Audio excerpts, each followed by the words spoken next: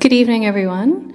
I'm Shin Yu Pai, Town Hall's Inside Out neighborhood resident for Phinney, Greenwood. It's my pleasure to welcome you to tonight's program with documentary poet Kaia Sand, artist Susan Robb, and architect Rex Hohlbein. This event is part of our Arts and Culture series. Our Inside Out season is supported by the Wyncote Foundation Northwest, Kafin Foundation, and the True Brown Foundation. Our Arts and Culture series is supported by the NEA, Seattle Office of Arts and Culture, Arts Fund, City Arts for Culture, and KUOW, and our residency program is supported by the Cloud Room and Seattle Department of Neighborhoods. I wanted to acknowledge that we are not, in fact, a town hall. Our historic First Hill home is closed for a major renovation. Thanks to the over 1,000 supporters from across our community, we've surpassed our $22.5 million goal raised for the project and will reopen in early 2019. While our building is closed, we'll continue to produce events at venues all over Seattle. I'd like to thank the Phinney Neighborhood Association for hosting us tonight. And finally, I'd like to express appreciation for our members in the audience tonight. This is the third in a sequence of programs that I've organized for Town Hall this spring related to creativity. In March, Peter Levitt spoke on the role of poetry in the everyday and the sacred nature of our connection to imagination. Kathleen Alcala gave a talk in April that focused on the writer as historian and researcher of place, and with tonight's program, I wanted to shape a conversation that could explore arts and everyday activism, and more specifically, how creativity can innovate and energize community organizing. Tonight, we'll hear from 3 artists from the Pacific Northwest who center a commitment to activism in their creative practice. Susan, Kaia, and Rex each explore issues around displacement and homelessness in their work. Rather than looking for solutions to our city's homelessness crisis in their talks, I want to invite you to consider what our speakers have to say about interconnection, community, and the relationship that is possible between the housed and unhoused, to deeply consider what taking action can look like when expressed through the heart, what can be transformed in creating a profound sense of belonging for others and therefore ourselves. So the format of the program tonight, Kaia, Susan, and Rex will each speak for about 15 minutes, followed by a moderated discussion. If you have a question during the Q&A period, please step up to the microphones on either side of the stage, and please keep your questions concise so that we can get to as many people as possible. So our first presenter tonight is Susan Robb. Susan's work is an ongoing exploration of our emotional connection to place.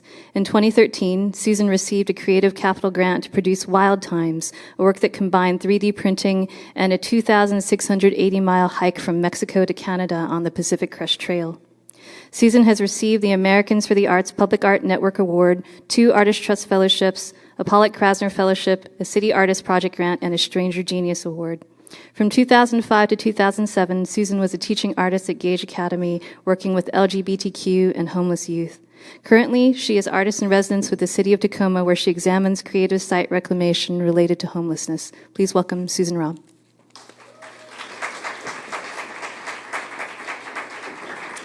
Hi there. Nice to see you all. Thank you for being here.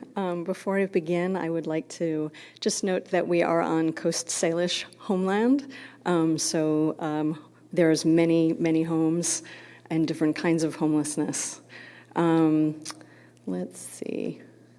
As Shani said, my work is an ongoing investigation of people and our emotional connection to place. And I started looking at this idea of home and who is losing their home by looking at climate change, looking at climate change and thinking about animals losing their habitat.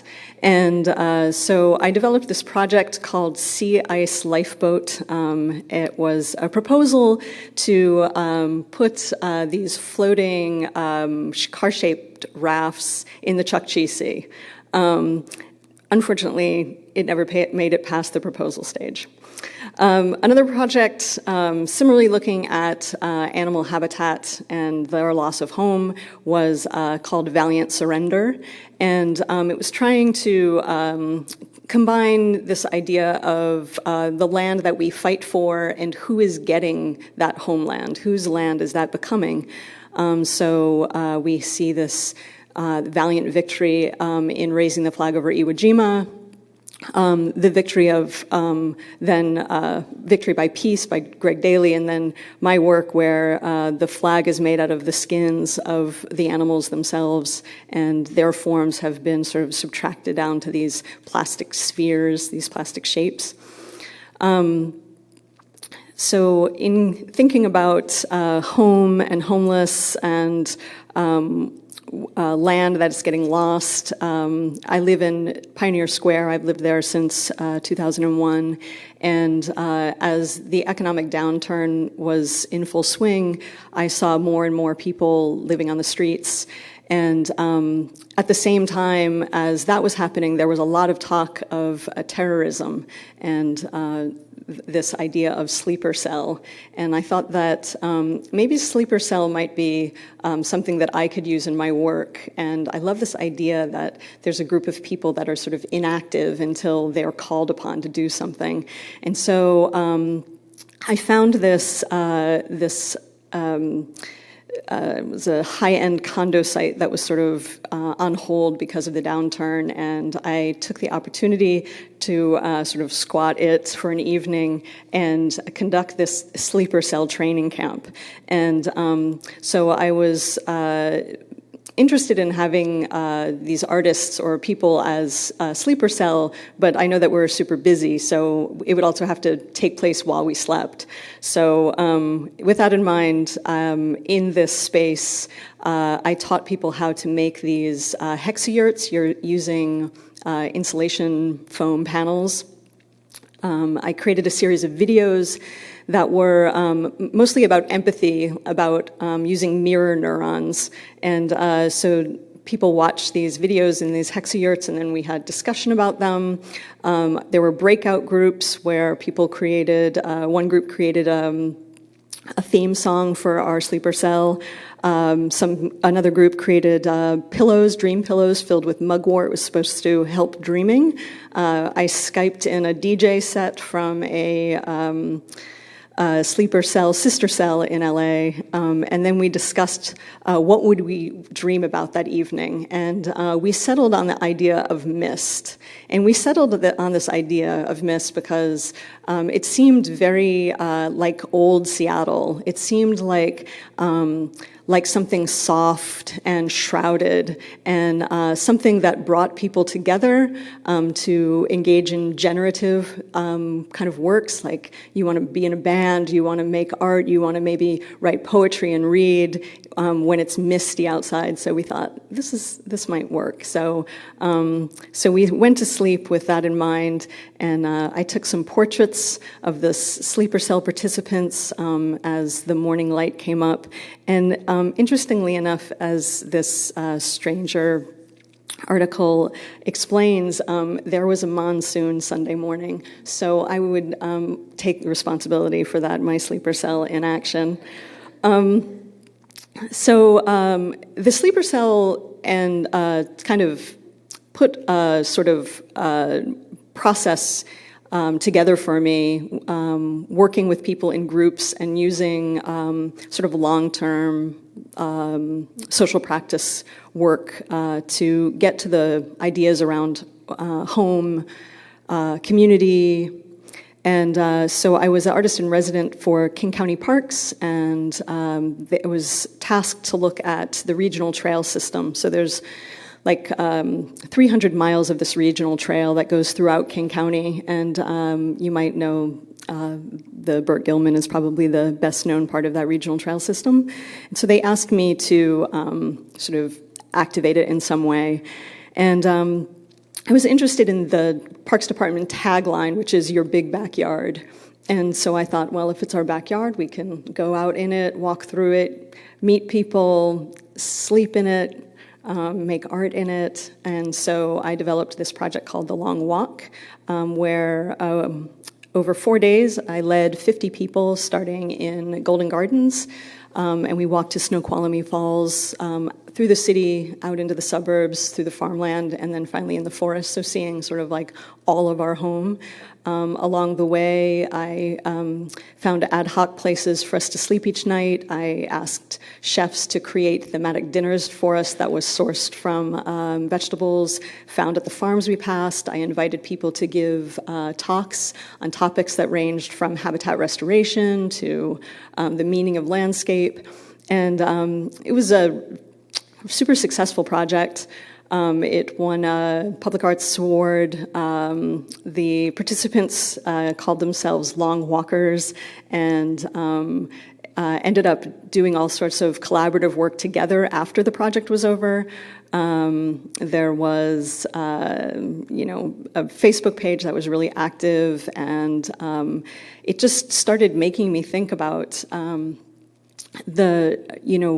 the sort of wildness that's inside of us, this sense of feeling at home in oneself, and the things that spring up. And definitely while you're walking long distances, all sorts of sort of machinations happen in your head. And so how is maybe that wildness that is happening inside of us similar to geographic wilderness?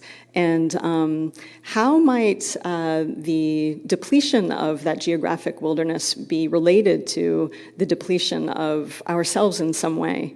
So this is a map of our home, and those dark green spots are the protected wildlands that are left in the contiguous United States. So it's only 3% of the land. And as you see, a lot of it is on our corner. So there's a swath of it that runs basically along the Pacific Crest Trail. So I developed this project called Wild Times, where I was going to walk the Pacific Crest Trail and think about this idea of internal wilderness and external wilderness, while at the same time making cumulative exhibitions at a series of 5 museums, and hosting satellite engagements at those museums, commissioning writers to write essays about their ideas of wilderness. So it was a complicated little project. One of the other things that I did along the way was every day I collected a rock. I took a picture of a rock with an app on my phone that turned the photo into a 3D mesh. And when I had internet connection, I would send that mesh off to one of the museums where they would be printed with a 3D printer in colors coded to the elevation that I found the rock. And so the outcome was something like this. And so over the course of the hike, it sort of created this rock pile, sort of an artifact of what I was doing on the trail in a certain way. So I finished this hike, and it had a profound effect on me. One of the things that I just really felt in a way that I hadn't quite embodied before was the importance of people just simply because they're people, that there doesn't have to be sort of a use. The same way that that art is important, the same way that wild spaces are important, not because they do something, just because they intrinsically have value. And I spent a lot of time alone hiking, and I would encounter people along the trail, and I would just be so excited to see them, and just because they were another human. And that differs from a lot of the experience that you might have in the city. And so I took that feeling back with me and wanted to apply it to Seattle.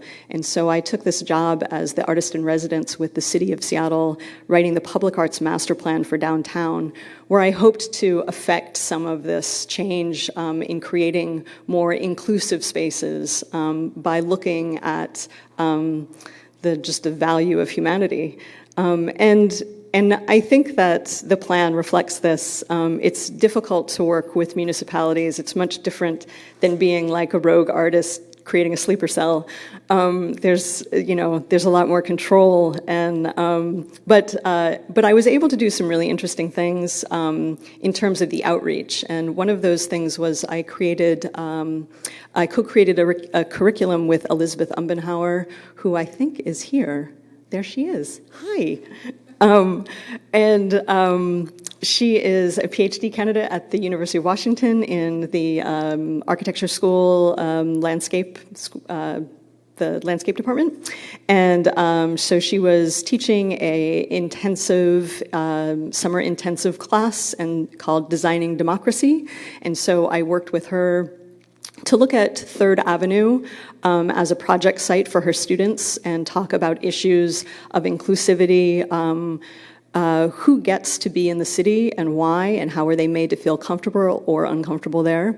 And the students created a series of videos and projects all addressing this issue. And another project that outreach project that I developed was urban architecture, which was a walk where I used the idea of urban trees as a jumping off point to talk about gentrification and redlining. And that ended up becoming sort of like a 7-minute TED Talk at the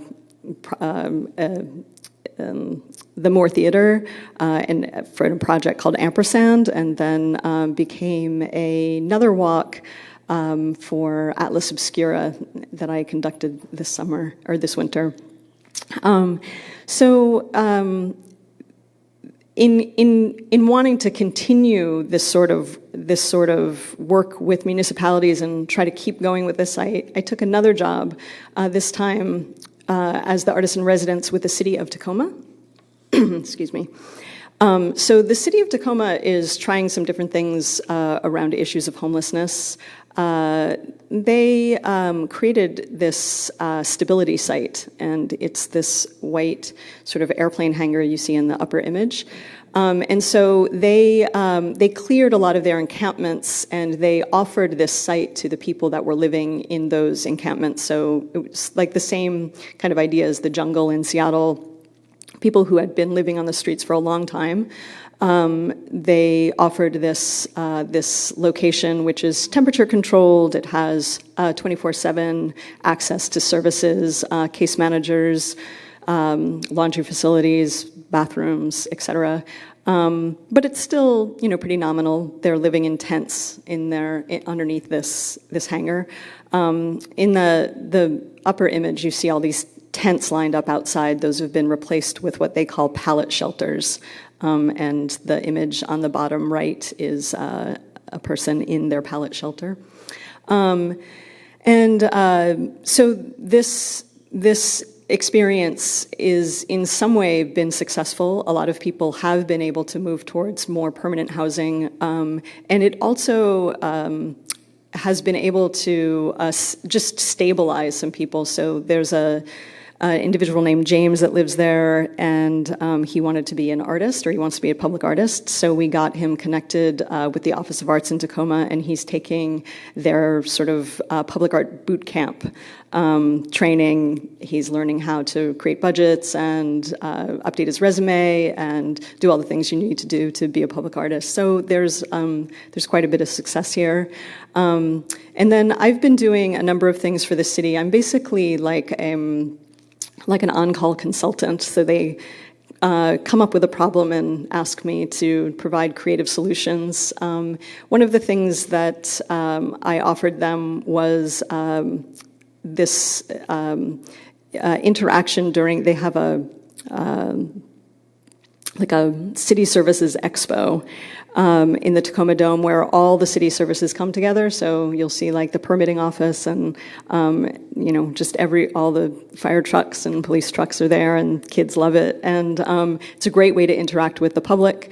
And so I gave the people that are living at that stability site cameras. I asked them to take pictures of their experiences and also a list of questions that I had them answer.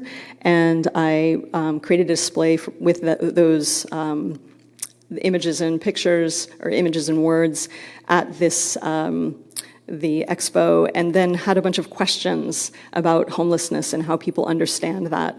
And what I found was that, by and large, the public is very generous, actually, about how they think about homelessness. They just feel helpless, and I think that they just need some ways through this, and to be offered some creative solutions. So I'm hoping that that I can help provide that, along with Kaia and Rex as well. So I'll offer the mic to Rex. Thank you. Oh, Kaia, sorry. Kaia Sand is a documentary poet and activist artist who began her career as a staff reporter 20 years ago in Portland with the Burnside Cadillac, the precursor of Street Roots, a sister organization to Seattle's Real Change. With Street Roots, Kaia works to create economic opportunities for people experiencing homelessness and poverty by producing a newspaper and other media that are catalysts for individual and social change. She is also the author of 4 books of poetry, including A Tale of Magicians Who Puffed Up Money That Lost Its Puff and Interval, named Small Press Traffic Book of the Year. Please welcome Kaia. Thank you, Shinny, and that was fabulous, Susan. I'm really happy to be here. I was thinking about how in the bio, Shinny's bio, she talked about this idea of encouraging us to reflect on essential questions in our lives. And I was thinking about how, as I'm always a poet, no matter what I do, and as a poet, I just feel very alive to questions. So tonight I just wrote down questions for myself that are governing some of my thinking right now, and the work that I'm going to talk about. How do we know each other? How do we care about each other? How do we make our struggles visible and public? How do we find political power through indefatigable compassion? So, as Shani said, I have come full circle. 20 years ago, I was working for a street newspaper, writing about the criminalization of homelessness and about affordable housing, and people were who are homeless were out selling the paper. And here I am today working for a street newspaper, writing about criminalization of homelessness and affordable housing, and people who are homeless are out selling the paper. And all this is happening in Portland. And not much has changed, but a whole lot has changed. So as I worked for the Burnside Cadillac, here I am, I was a staff reporter for that 20 years ago. And the Burnside Cadillac turned into Street Roots. This was 1998. And the Burnside Cadillac was a phrase to describe, Burnside is a key street in Portland, and so that was the idea of a shopping cart, right, the Burnside Cadillac. And it was actually through writing for the Burnside Cadillac that I did a story on a farm worker union, unionizing, getting a contract. And I ended up sort of interpreting that into a poem, and that started swerving me into this mode of investigative poetry. So I've, the last 20 years really been working as a poet, writing books, but also, doing poetry in public space, doing artistic interventions, doing artistic installations, and always thinking about how poetry and art can interrogate power, and what is the relationship between creativity and political organizing. I'm going to just point out a few projects to go back to those questions that I started with.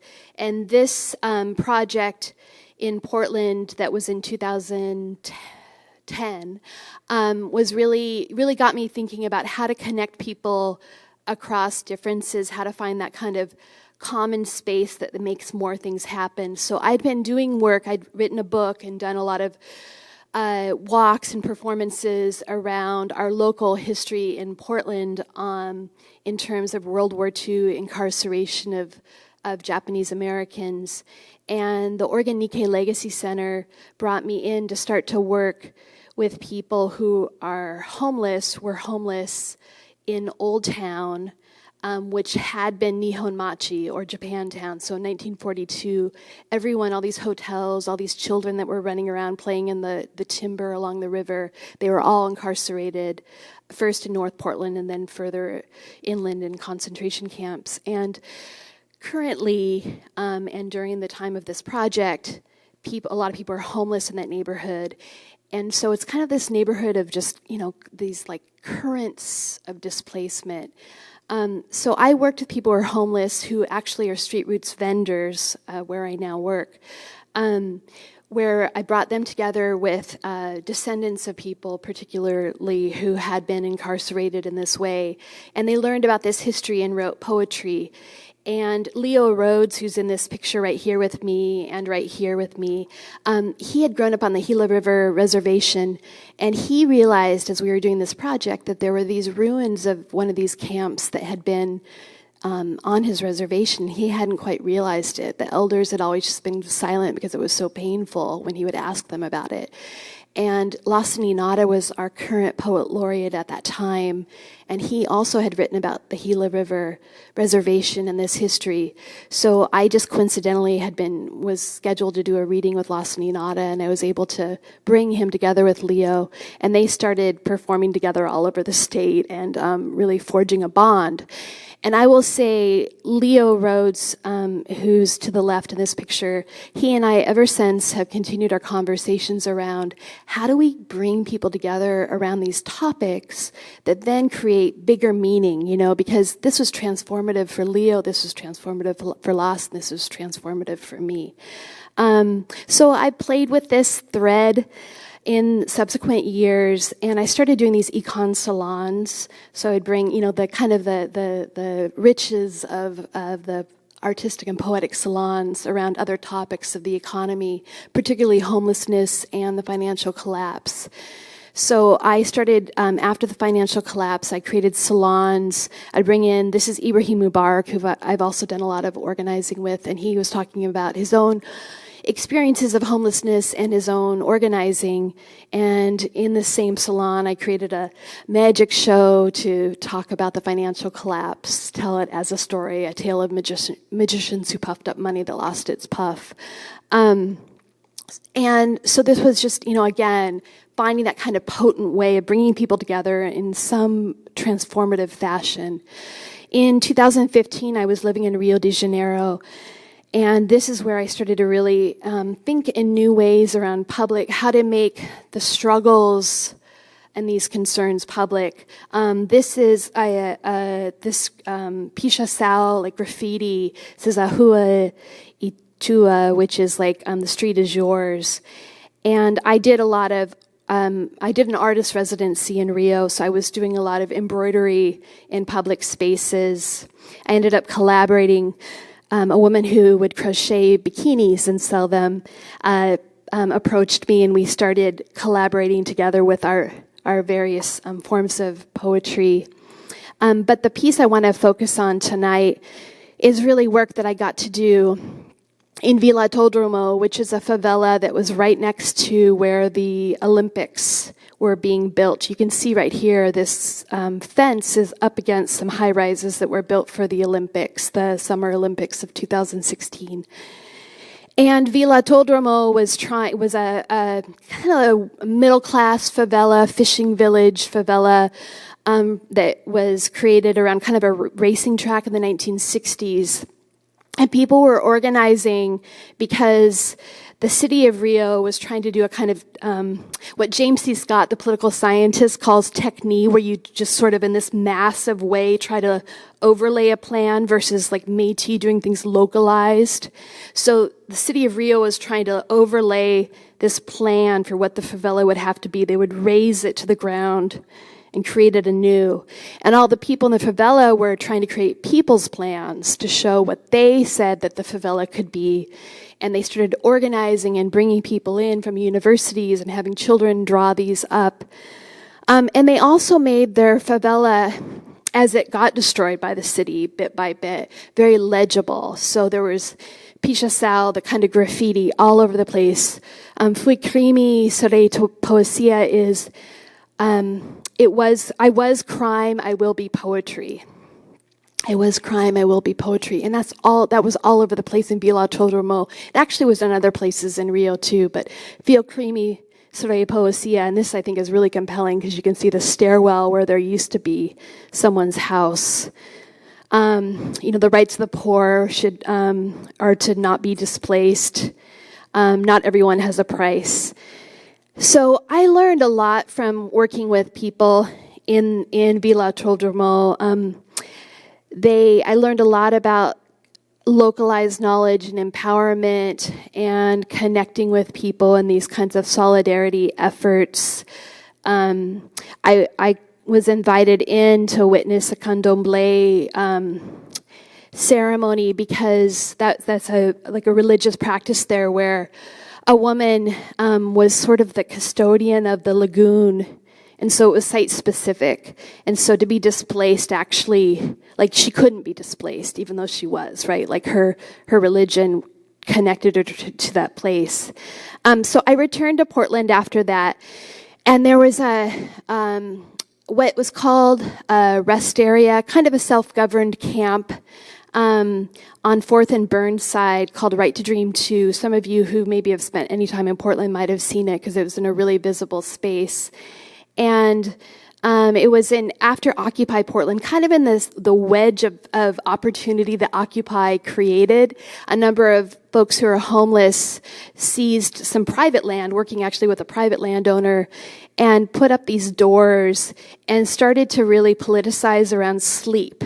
Like the idea that sleep needs to be protected. When people are sleep deprived, they get messed up, and often people think there's other things going on and it's just they're sleep deprived. So they really brought a lot of awareness to the health crisis that is sleep deprivation. So I became really interested in how, just like with Villautódromo, they created a kind of public face to this, right, by having these doors that they would continually repaint. And I was also interested in how this is a really localized response. About 100 people got safe sleep every night. So I started thinking about, just like with Villautódromo, how I could just create bridges with housed people.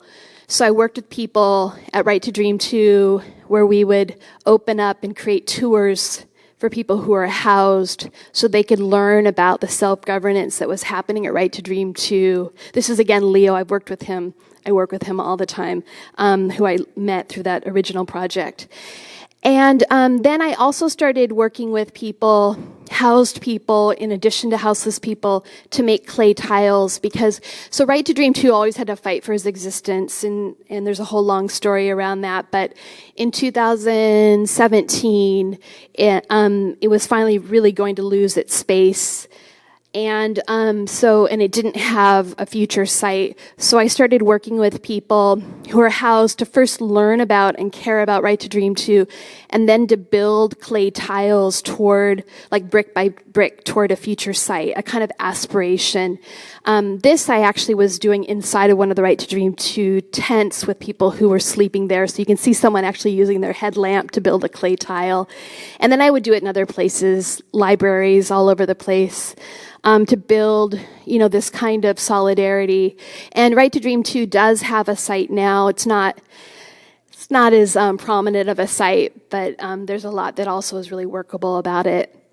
I love this particular tile. This is someone who's houseless who made this, don't die till you have to. I feel like that's just an incredible thing to think about. Don't die till you have to. So through that project, I created a arts festival to bring housed and houseless people together. So always just thinking about that original thing that I learned working with Leo and Nihon Machi, and how do you bring people together in this really potent, powerful way across differences so something new happens. And then I started working with people on people's plans, giving people maps of their neighborhood, especially in really contentious areas of Portland and East Portland where there's a lot of anger in really complicated ways. And asked people, I really tried to frame the question, how can your neighborhood be hospitable to the health and rest of houseless people? So in a sense, removing some of the NIMBY concerns is just really framing it in a constructive way, and people could come forth and be quite constructive in those moments. So I, though, since December, returned to the street newspaper movement fully, and I've been I'm the director of Street Roots. And this is like 4 months of our newspapers right here. Some of you probably are familiar with Real Change. And this is helping me continue a lot of these concerns. I'm going to return to my questions. How do we know each other? How do we care about each other? So we have 170 people out selling the paper and getting to know people across the city. And what I'm always kind of reminding people of is that actually I think oftentimes it's more important for the housed people than the houseless people, because housed people need to know houseless people, and housed people need to care about houseless people. Housed people need to understand a bit more, and it's not just about humanizing, it's more than that, right? What are the sort of the daily struggles? What are the commonalities? Why should we continue to have that kind of indefatigable compassion that turns into political power? So there's a kind of wildness to Street Roots. It's so utterly public, and things are happening on every street corner all over the city, and all kinds of relationships spring up, and sometimes neighborhoods, like a neighborhood recently pitched in money to buy a trailer house for a guy to sleep in on a abandoned lot, right? Things like that happen, and that's really important. But also I think it's really important how there's a way in which people are just sort of readied to step up in a lot of different ways. So this was a poetry reading. Poetry is always important with Street Roots. There's just a lot of the folks identify through the arts. So I would just return to when I say people have to be ready to step up is I feel like kind of returning to what I talked about with Rio de Janeiro and working at the Vila Todromo favela, is that there are so many approaches, and we by having that kind of infinite capacity to care and feel like we're part of the same fabric of a kind of uneven distribution of housing, that we have to then be ready to step up in a myriad ways, so that, this right here was another camp that could have arisen called Village of Hope, and basically a bunch of houseless people were trying to organize around the fact that people were sleeping homeless and trying to hide out from getting swept in the wetlands of Portland. So they tried to organize that around safety, but the city did go in and sweep it. So for me, now working with a newspaper, my poetic form is a weekly column, and so I just continually write about these things. But also, I have my column, I have my writing, but there are 170 people out on these corners forming these relationships, forming this kind of big-hearted, I think, capacity to care. And so, as I said, with the kind of myriad approaches, it can go from the self-governed camp and saying and supporting that to also doing the more expected forms that are really, really important. Like, in Portland, we have a housing bond that's $500 million that's probably going to be on the ballot in November. People have to be ready to vote for that, right? So it's like we, as folks who are housed or houseless, how do we just step up again and again? And how are we indefatigable in our ability to do that?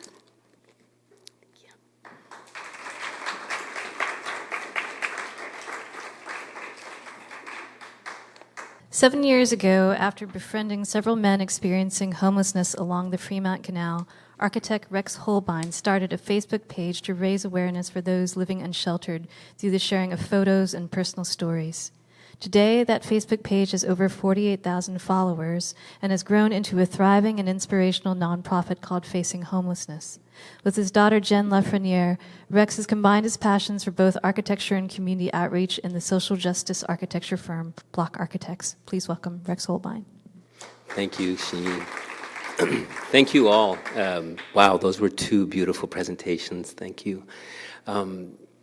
Thanks to everyone to be here tonight and take part in what is clearly an important issue in this city. We're living through a crisis, not just a homelessness crisis, but a community crisis. I want to present a scenario to you.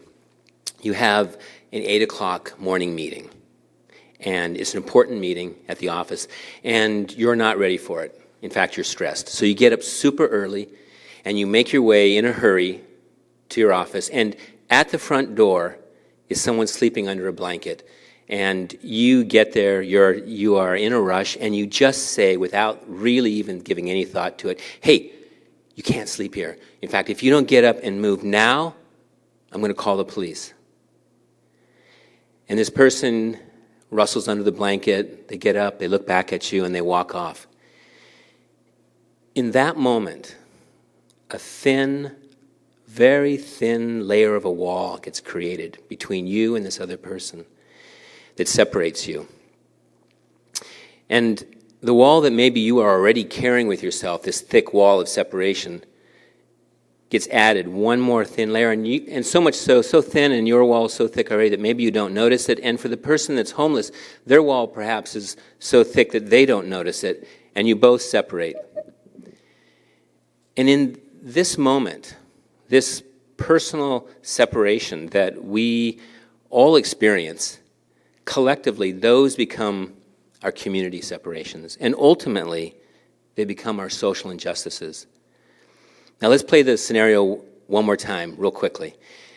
You got this morning meeting, you're stressed out, you're not ready, you get up early, you run to the office, and you get there, and there is a man sleeping under a blanket at the front door.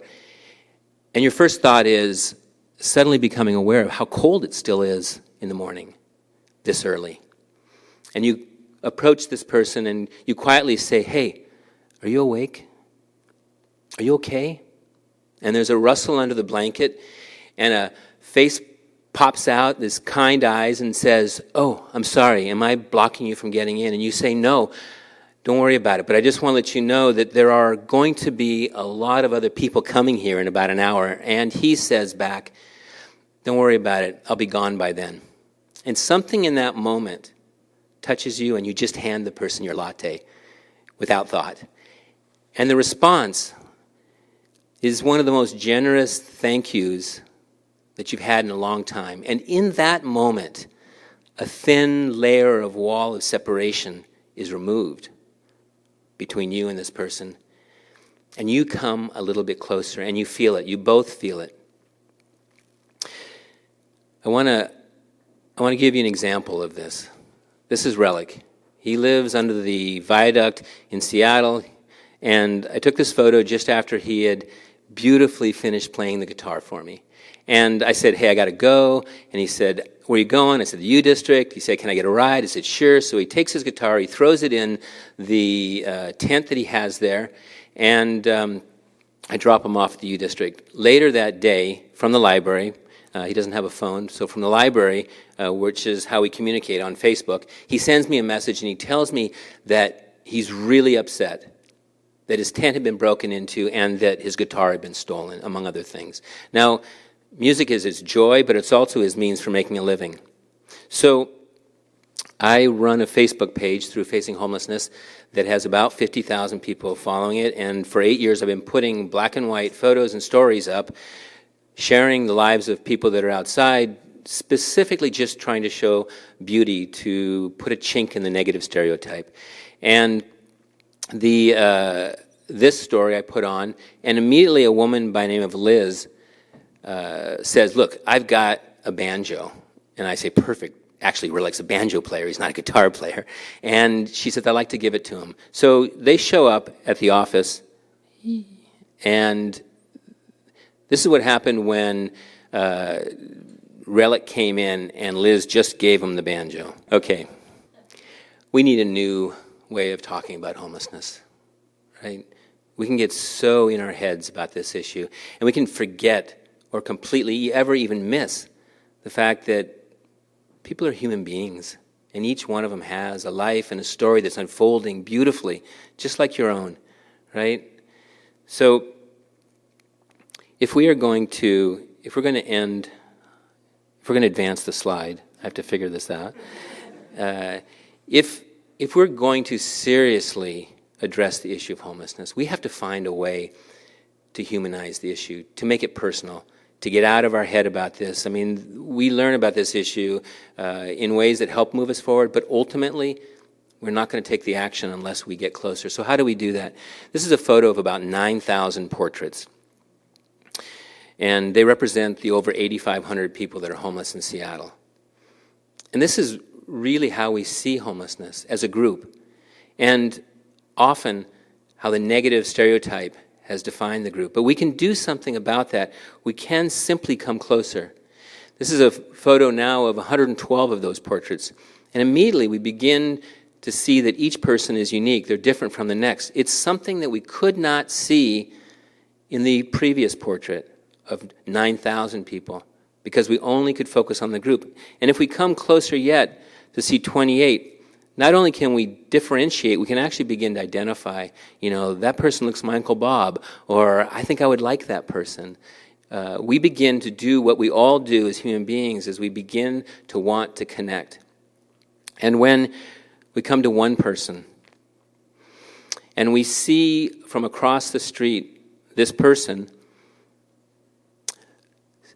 standing there, sitting there with all of their stuff, we go through a process of intellectualizing it still, right? We have come to see one person, but we're across the street and we say all the questions that we ask ourselves are still saying, what's all that junk doing there? Or, did this person choose to be homeless? Are they a criminal? Do they take drugs? Am I safe?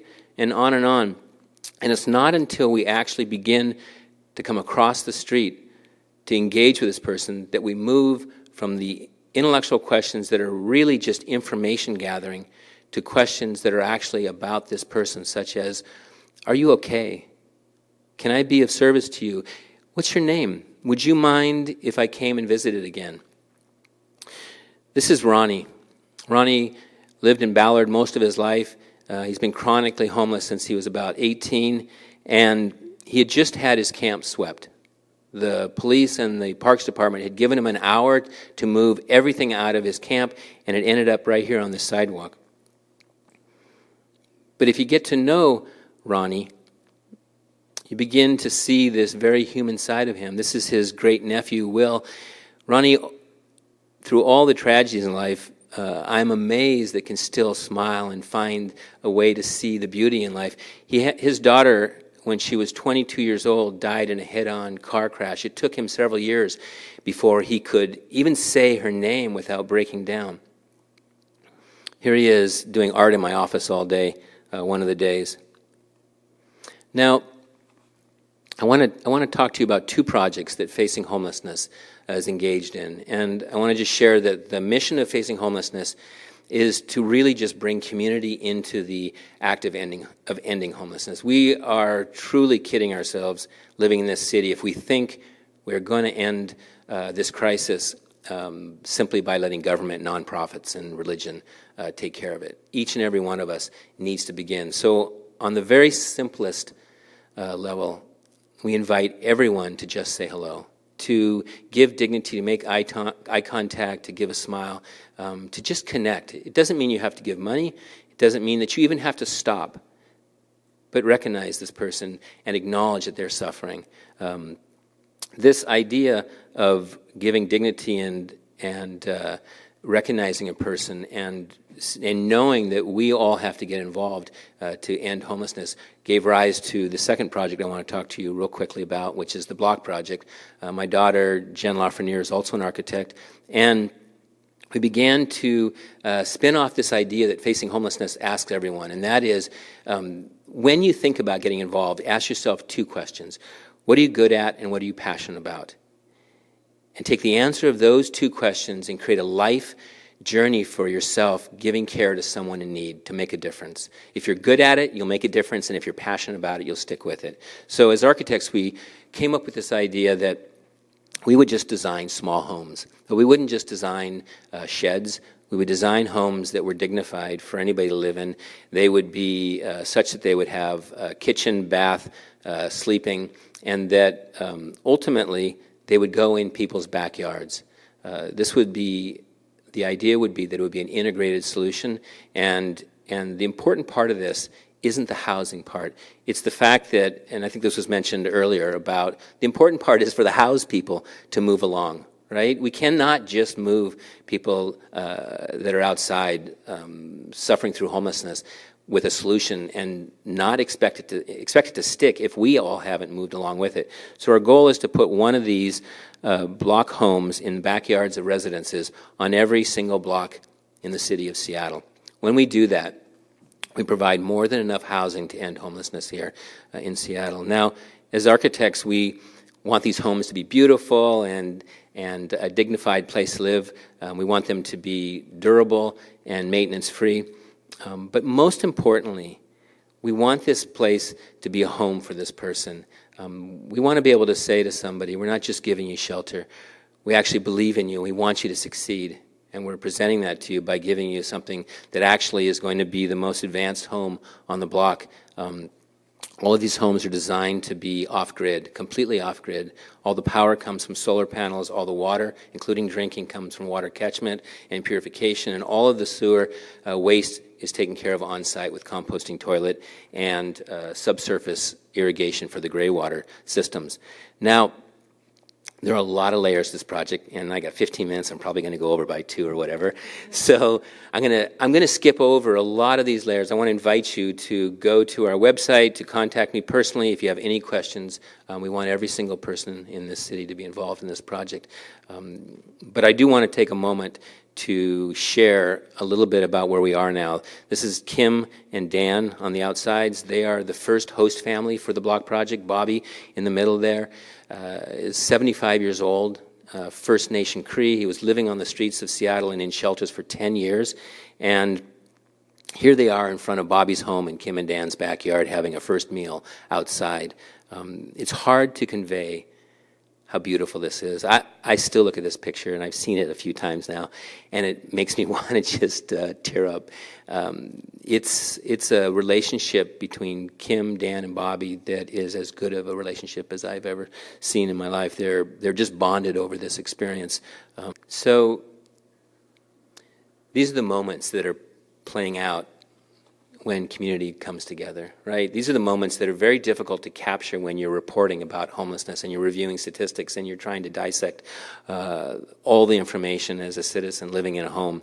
But this is what's going on, right? When people come closer, and I'm not just saying the Block Project, anytime at the street newspapers, any time human beings come together with their hearts and they make a connection. This is the beautiful stuff that's happening. And it would be very easy to talk about Bobby, Kim, and Dan's story, focusing on Bobby. You know, like he'll tell you what it's like to have a pillow for the first time really in 10 years, or the fact that he's got multiple pairs of socks now, and he's genuinely excited about it, right?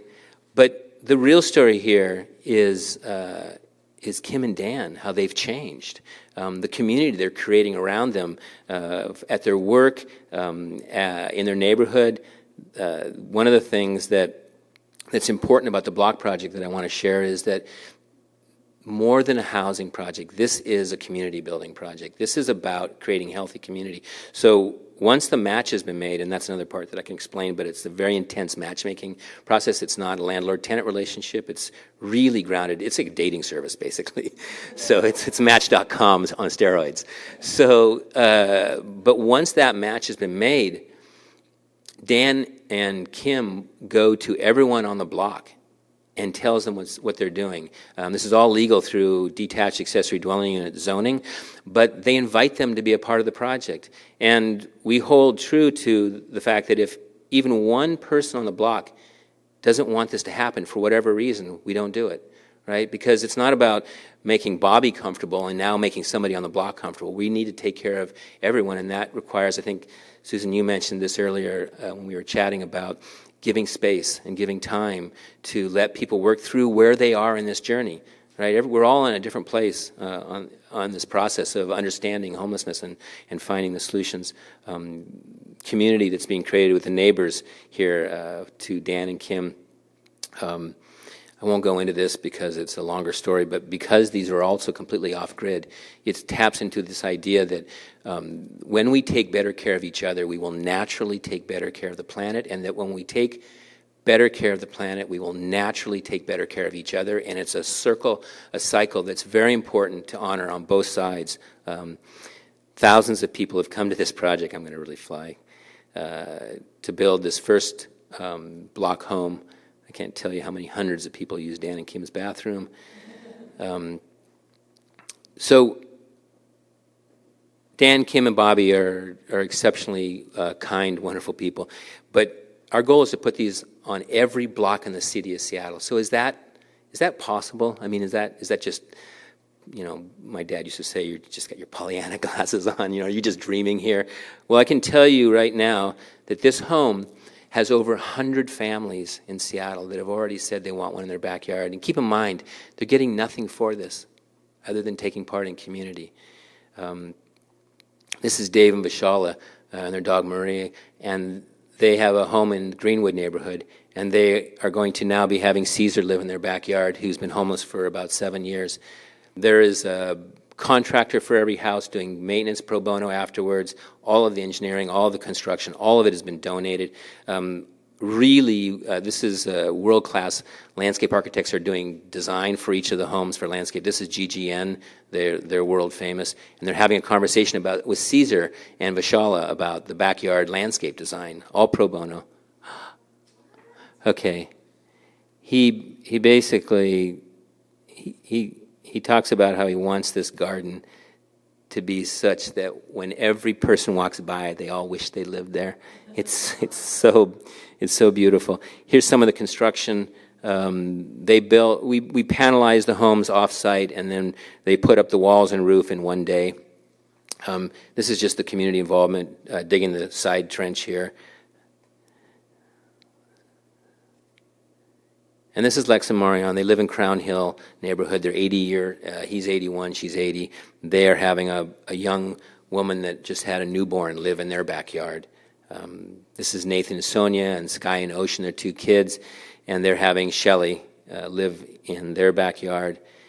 And this is how Shelley was greeted at the door when he came to visit them the first time.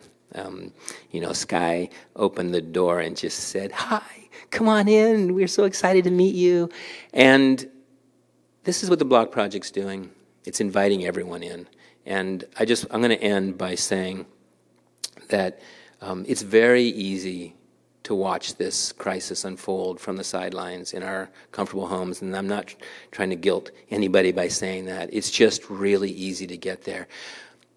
But the truth is, if we want to end this, we need healthy community, and that means that every single person has to find their own way to get involved.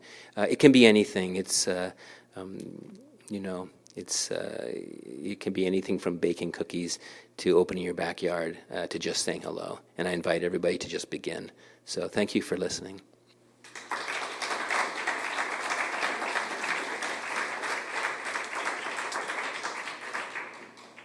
Each of you have found these incredibly powerful ways to use creativity to galvanize community participation and deep engagement. I'd love to hear from each of you about what some of the challenges and obstacles you've faced in doing your work.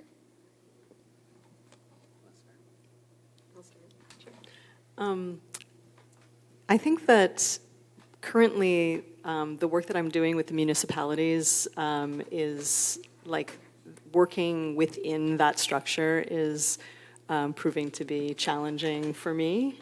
That I had this ideal that I might go in there and sort of change something about that structure, but it's really not going to happen. So it's interesting to see that, and I think that, Rex, when you say, like, we need to step up and deal with this as individuals and not wait for the government to do it, I think that's correct. I think that's right. That's what I'm learning, is that I would have more power as a rogue artist,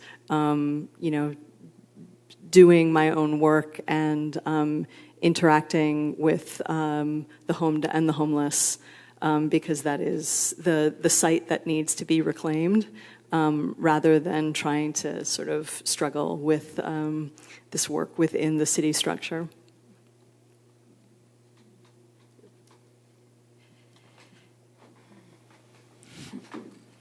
I think probably the biggest challenge I would say right now is, it's just really big to be human and to be open to other humans. And I think we're all a little exhausted in the world that we live in. And so I think it's just, some days are really, really hard and some days aren't. And so moving from one day to the next, I guess I'm just thinking about, the fact that the folks that I work around right now and spend a lot of time around, they can go through some really, really traumatic things. And so that it takes up a lot of energy, but then the very next day we can be laughing, I'm thinking of one man, one day he's just raging because he's sleeping in the stoop and his pocket's cut open and someone takes his wallet and he has to spend his whole day just trying to get food stamps the next day. But another day we're having donuts and I call him a donut connoisseur, and he said, no, I'm a donut common sewer, right? And so I guess that's what I mean about being human is really, really big, is being able to laugh really hard and also take in the sorrows too. I absolutely love that. And I actually think it's connected to what I'd like to share, and that is that I think the biggest obstacle, well, let me back up. The obstacles that I thought we were going to have haven't materialized. The city and the county have jumped on board like crazy with us. There's been so much support from the construction, engineering industries. Just really, we have, as my daughter will say, there's more lawyers on this project than architects. We have Davis Wright Tremaine doing all the legal pro bono. It's really been phenomenal. I think what I would say the biggest obstacle is that little tiny obstacle within each of us.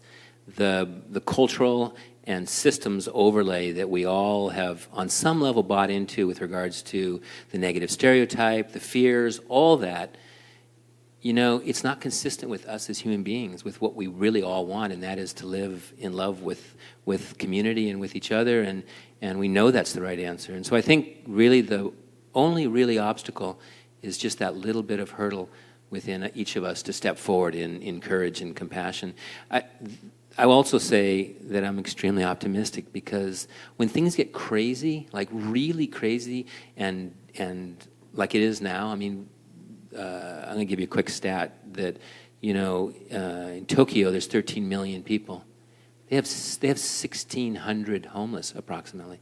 If you convert that to Seattle, the ratio is that our crisis would go to 70. Right? So this is just us. We just need to get over it, and I believe we're primed for it. I really believe we're ready for it. We all want it. You all are here tonight because you feel it, and I think everyone in the city right now feels it, so that means we're ready. I want to give our audience the opportunity to, converse directly with Kaia, Rex, and Susan. So just want to go ahead and open it up to questions if anybody wants to step up to the mic.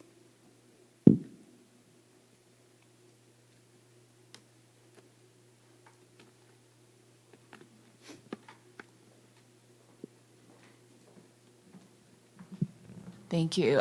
This work is very personally fatiguing for a lot of people. I think we've all heard the term compassion fatigue.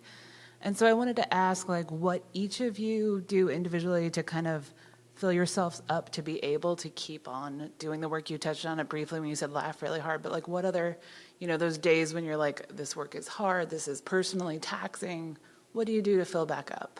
Thank you.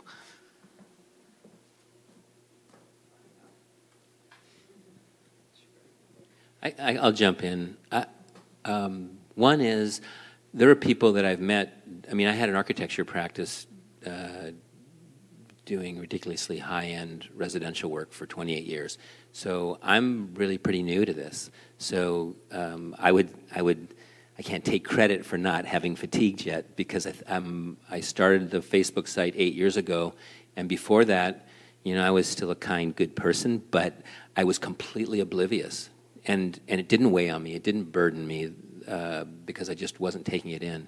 So that's one for me. The second is, I get that a lot. I get asked that a lot. Like, wow, how are you handling all of these stories? And the stories are, I always say this, if people really understood the suffering of homelessness, it would bring everyone to their knees. I mean, it's not just, oh, homelessness, they don't have a home. The suffering is crazy. I know you can speak to that. I think for me, the day that I'm not being enriched more by what I'm getting or what I'm putting in will be the day that I'll start to fatigue. But right now, the humanity of it and the beauty of people that I'm meeting it's the most meaningful thing I've ever done in my life. So I don't feel that fatigue at this point. I am really fortunate in that I have my people. I have a little family and folks around me that are a great support. And I was thinking about, like, when Rex told that story of the one man whose daughter had died, I often find that actually it's those catastrophic events that send people into a really bad place, and often it is those breaks in those relationships. So I feel incredibly grateful for the support I have. I've also come to see that there's ways in which that is a piece of this work. I've noticed at Street Roots, there's one man who called last week because he got an appointment at the VA, and I was thinking, why is he calling? And then I realized that for him was good news, and we were the people he wanted to share his good news with. And that's, when you have your people, whether it's family or someone else, it's not just the bad news. It's often like just knowing that there's going to be people that care that, yeah, that's pretty awesome. You finally got an appointment. So I think it's having my people and then thinking about that, I think, in this kind of work too. How do we create people? How do we create those kinds of support networks? I think that I'm too new at this work to be fatigued. And in fact, I think it was more fatiguing to not be doing anything, to just be seeing it in the city and the camps that spring up on the sidewalk, and to just walk past was more fatiguing. One thing that has really enriched my work with Tacoma is talking to the people that live at the stability site and hearing their stories and just learning about their lives and what they've seen and done and what they want to do and their aspirations. And it makes me want to do more, and I feel like I'm barely doing enough. So I just feel they're a source of inspiration. Yeah.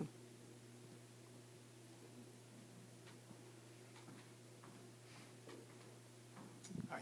So one thing I found really striking about all three of your really amazing projects and initiatives is the range in terms of they go from intensely personal and even solitary in Susan's case to very community driven. And so that makes me wonder, there's very different ways in which you evaluate how impactful they are. So I'm curious, and I apologize for the expression in advance, but I come from marketing. What do you consider your metric of success for your individual efforts?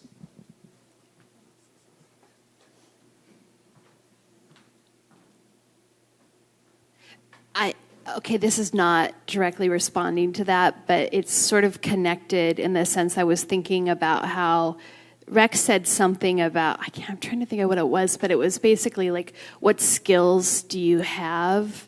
And yeah, what are you good at? What are you passionate about? And so there are these people that came to me recently who are really good at data, and they're really good at data. Like, I don't understand what they're talking about. And so what they've done is we have these little books that we print, over 200,000 of them, and they go out into the streets, and everyone wants to create an app, and right, like, it's really hard to bridge that. Well, they're really good at data, so they're like just totally using those skills to create open source data so that all these other people that want to do other cool things can do them. And it's not a metric of success. I think I'm thinking of sort of one step back and the fact there's so many ways that people can come forth. And I love that. I love the fact that they're good at data, someone else is good at cooking, someone else is good at architecture, someone else is good at marketing. We need people good at marketing that are thinking about this, right? Because it's like, how do we move people and how do we help create meaning? And so I think there's sort of that like all hands on deck piece to it. I'm going to add to that. You know, one of the things I'm going to answer it two ways. One of the first answer that just comes to me is that I'm not really a metrics success type person. I can tell you, I started the Facebook page not because I wanted to create any change. I needed to do it because it was inside of me and I had to get it out. Like, it was really bothering me that people were perceiving the homeless differently than what I was experiencing. The friends I was making, it was radical. I just had to make a statement and put it out there. And then what was remarkable to me was that other people were feeling the same way. And it was like, whoa, we're all kind of feeling this way, right? So that, for me, success is just in those one-by-one moments of where you feel it. You have a connection. It makes you smile deeper than you ever smiled. That's success. And I know if it's happening for me, it's also then happening, and I'm just going to trust and believe that it's just going to keep doing this. I want to say that one of the things that I feel very strongly about with regards to ending homelessness is we do need government, we do need nonprofits and religion to bring everything that they bring to solving this problem. Very important. I know Real Change feels very strongly about that as well, and I'm sure you do too, the importance of the political component of this. But if you think for a second, you know, like in Seattle, there's 700,000 people. That's 690,000 and odd change people that are left on the sidelines, not solving this problem. Maybe going to the food bank, maybe writing a check here and there, but that's, let's just say 600,000 people for a round happy number, are left on the sidelines of their creative, compassionate answer, right? So I think success is when we start getting everyone involved and then we employ their beautiful idea, because it's not just money and time, it's the ideas that we all carry with us that once we're all involved, that's when I think we actually come up with better and better ideas and make a difference. But I will say, I love the fact you also have figured out how many of those like how many blocks it would take. Like, that is also a metric you're using at the same time. Yeah. I'm just not a metrics person. Go ahead, sorry. No, I can keep quiet. Just don't give me that microphone. You know, I'm a conceptual artist, so there's no success.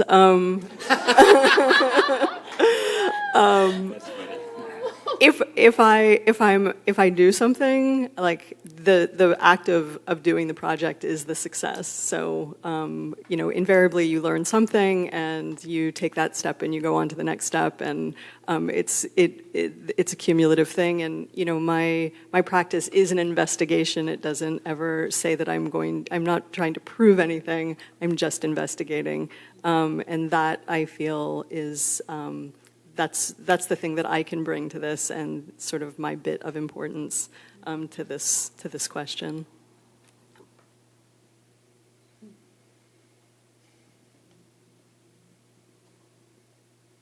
So I have another question. So the bringing together of art and activism can sometimes be perceived as a kind of propaganda. Like, Kaia, you, for instance, work for a media organization, and Rex, you've been involved with these social media campaigns for, you know, your organization. And in Susan's case, you've worked with as a sort of public artist for different municipalities. So I'm wondering if you might be able to talk a bit about how the kind of work that you're doing as activists can be differentiated from propaganda.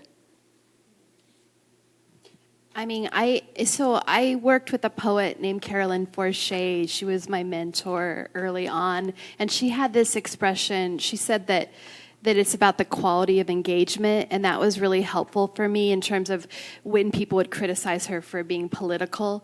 And I think I've always felt like as long as I'm interested in it, that's we're all good, you know? So if I'm interested in the work that people are doing, if the quality of engagement's there. And I think another piece of that is I've come to see, I've always come at this as a poet and artist doing political organizing. And at a certain point, I started to turn because some of the political organizers around Right to Dream 2 in particular were so creative and interesting that I almost felt like they became the artists I became interested in, and the whole thing just flipped.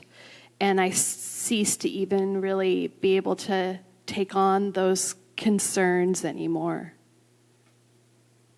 Go ahead, Susan.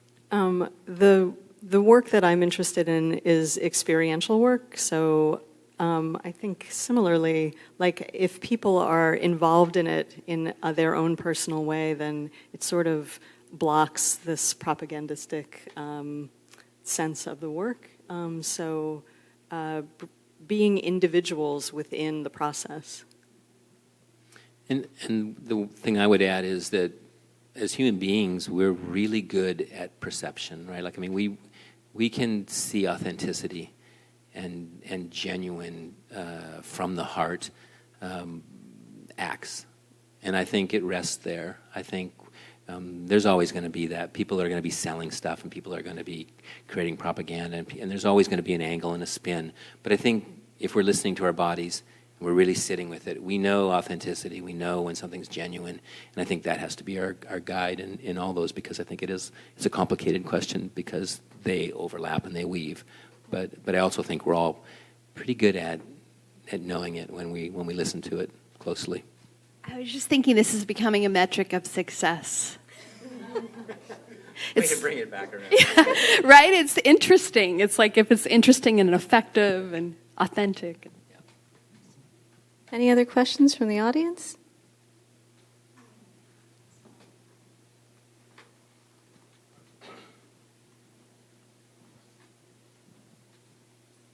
I'm not quite sure how to address this, but I think one of the issues about reaching out and being open to the homeless is the whole issue of the mental health and drug use that's going on in those communities. And I'm wondering, how you have each faced that and just sort of your take on it. Thank you. I can take a wing at that. I mean, I think first we can start by saying that a discussion about homelessness is a discussion often about mental health. I mean, I think there's an easy argument that says we're all mentally ill, and that our mental health issues are not the type that kick us out of our jobs, right? We have other mental health issues going on, all of us, I believe, and we're just fortunate that we're allowed to keep our jobs. The people that we a lot of times see on the streets do have mental health issues, such as high anxieties that kick them out of a job because they just, when that moment comes, they can't do it and they have to leave. And the stories are individual and varied as every person that's outside, but also living through homelessness is traumatic. So either trauma brought you to homelessness, or you've now got trauma because you're living homeless. So that's, first of all, is present. Just take this from me if I start talking too long. The other thing is that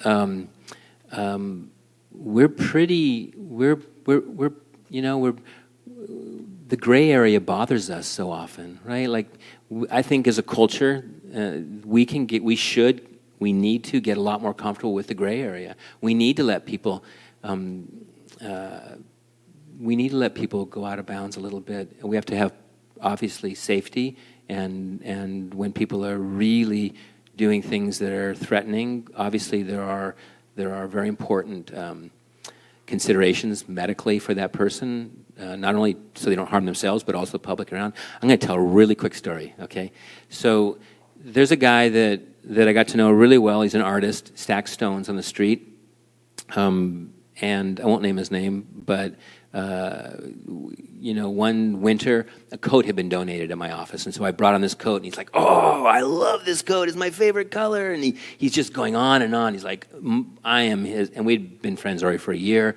And then the next day, it was really, the temperatures were dipping, and I was on my bike, and I come up again, and the first time I'd ever seen him really out of control. And he was on the sidewalk, parking strip, yelling at people across the street. And, you know, my mom always kind of taught us that if you hug enough, it's going to be okay, right, kind of thing. And so I thought we were just going to wait and have him come back and give him a hug, and I was going to give him these hand warmers.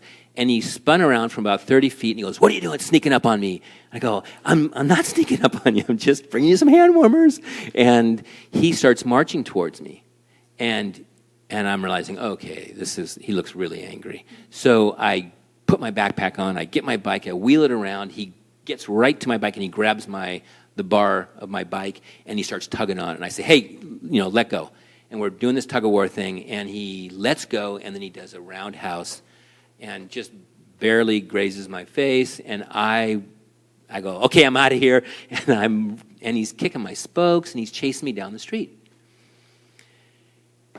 And I got about 30 feet of it. He went back to where he was. I got down to the corner. My heart literally, and this is 8 years, and I really have had no other experiences, but this was this one event, and my heart's just pounding. And I got down to the corner, and I can tell you that my number one feeling was like worry for him, right? Like he's in a really bad spot. And what got me there, instead of just getting my phone out and calling the police and saying there's a maniac that just attacked me, right, which would have been easy to do. It's a long story maybe to make the point that it starts by getting to know each other. And I think mental health doesn't change a person from being a human being. It just means that we have to get more educated. We don't know a darn thing about mental health as a culture. We don't get to know each other, so that when they blow up, we tend to create some fear around it. I know that was a rambling answer, but I just think here's another thing I say a lot, is that ending homelessness has a lot more to do about changing ourselves than changing the homeless, right? We have a lot of growing to do to accept people and their differences and their issues that they are going through. So, yeah. The trauma is the biggest, it's the cause of the homelessness, and then if it wasn't the cause, certainly being on the street is creating the trauma. And we're learning slowly how to deal with people who are experiencing trauma, and the right ways to get them to feel comfortable and to feel safe. And I think it's that education and like educating ourselves, that's key. Yeah, I think you both said that really well. I mean, how substance abuse struggles and mental health often are a result of the trauma and being on the streets. And I've just been so moved by being around people who have both struggles. I think, as Rex said, that kind of continuum where I feel grateful for the vestiges of mental health that I do have when I see people slip pretty far into paranoia, and I realize I don't have to go there in the same way they do every day. But I think the kind of tender spirits that people are having to take care of, whether they're having to live inside of that or they're trying to deal with it through substances, is also really moving to me. And the way in which, like the way Susan was saying it, that trauma becomes these kind of like layers and layers of blistering, especially camp sweeps, how camp sweeps, I think of a lot of the work we do is around both trying to make life better, but also just trying to not make life worse. And a lot of the ways that we all as a society deal with homelessness, we just make life worse, like with camp sweeps or other things like that, where we just sort of send people further down that road. Just throw one more. It's such a big topic. Thank you for bringing it up. I think also embedded, and you may not say this was the heart of your question, but really for a lot of people, the center of that question is just even safety, right? Like staying safe. And I would say that, like I grew up in Seattle, so I feel really comfortable pretty much walking anywhere at night. Like you kind of get your wits about you. If I went to Chicago, which I have only been once, right? Like, I would stay on the lighted paths, and I would be pretty, all my spider senses would be out. So I think it's like anything. You don't jump into the deep end of the pool. You start in the kiddie pool. We say kiddie pool of homelessness. Get a little wet, splash around. Learn where the edges are, and that includes learn where the edges of mental health are. And as you become more and more comfortable, more and more educated, you can venture deeper into the deeper waters of it. I don't think any advocate on this issue of homelessness would suggest that people should just rush out and put themselves in peril either. That's not what this is about. It's just about creating awareness and moving forward for each other. So we need to wind down, but I thought I'd close with maybe one last question that might be a little bit more uplifting. So, and goes back to one of the questions that Susan was trying to answer with her sleeper cell project, but this idea of what do we want to dream about? What do we need to be doing now?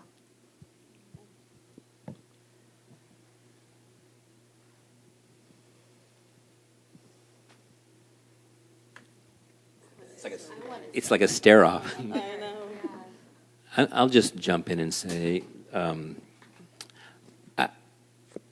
I think we all know it should be better than it is for everyone. I think that some of the basic human rights, such as shelter, mental health, all these things, we know it can be better than this. And so I dream about really when we make that important. I think it's clear we're making the wrong things important, and as a society, and not to go from individual to individual, but I think as a society, we're making the wrong things important, and human beings, each other,